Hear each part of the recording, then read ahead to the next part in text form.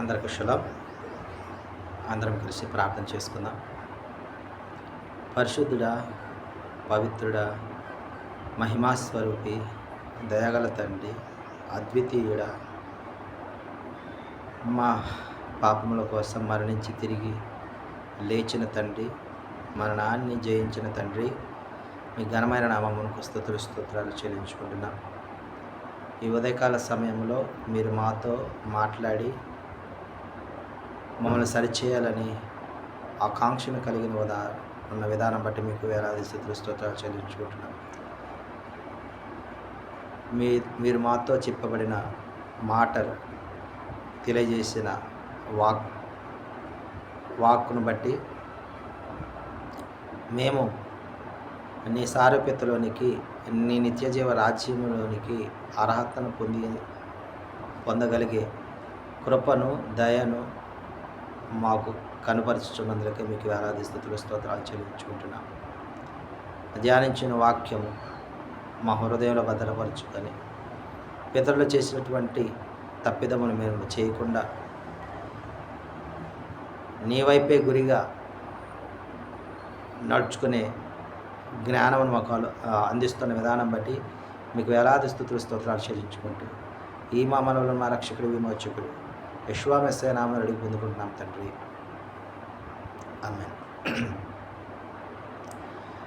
నా శత్రువులు నన్ను చుట్టినను, నరకపు పాశములరి కట్టినను, నా శత్రువులు నన్ను చుట్టినను, నరకపు పాశములరి కట్టినను, ఓరదవలే భక్తిహీనులు పోలిన, ఓరదవలే భక్తిహీనులు పోలిన, విడువక నన్ను ఎడబాయని యావే, విడువక నన్ను ఎడబాయని యావే, ఓ యావే నా బలమా, యథార్థమైనది నీ మార్గం, పరిపూర్ణమైనది నీ మార్గం, ఓ యావే. నెహెమ్యా గ్రంథము 11వ అధ్యాయాన్ని మనం ధ్యానించుకుంటూ ఉన్నాం. ఈ 11వ అధ్యాయంలో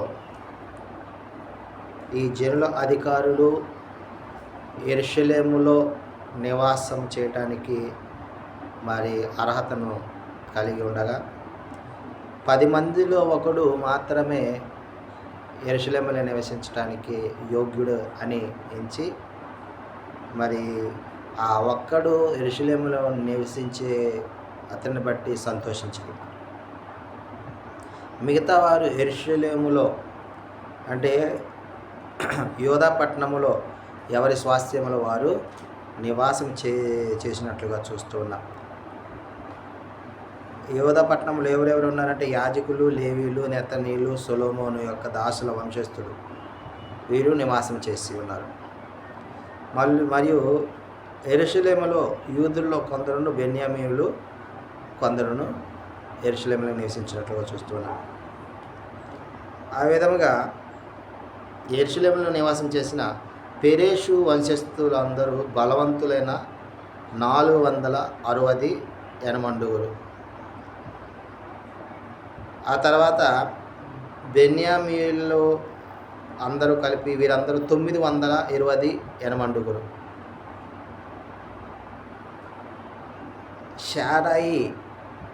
షేరాయా ఎలోహిం మందిరమునకు అధిపతియే ఉండినట్లుగా ఈ అధ్యాయంలో మనం గమనించగలము. ఇంటి పని చేసిన వారు 822.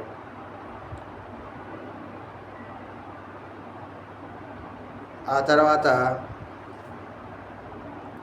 బలవంతులైన వారు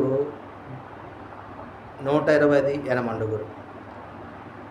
అంటే యెరూషలేములో నివసించిన వారిని గురించి యోధా దేశములో నివసించిన వారిని గురించి ఇక్కడ మనము తెలుసుకున్నాం ఈ దినమున.